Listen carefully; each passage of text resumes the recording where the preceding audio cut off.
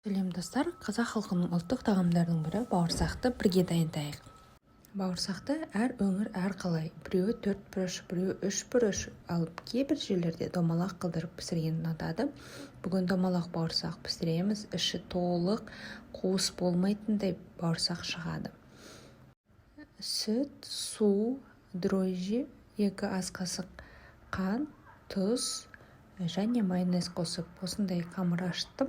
Менің қамырым 30-40 минутта ашиды, бөлек апара дайындамаймын. Қатты жұқа емес, қалыңдау қылдырып жаямыз және қалаған формаларыңызды кесіп аласыздар. Менде бүгін домалақ бауырсақ, кез келген форма үлкендеу немесе кішілеу кесіп алсаңыздар болады. Көріп тұрғандарыңыздай қатты жұқа болмау керек. Кесілген бауырсақтарымыздың бетін жауып 15-20 минутқа қалдырамыз. Тағы да кішкене көтерілуі керек.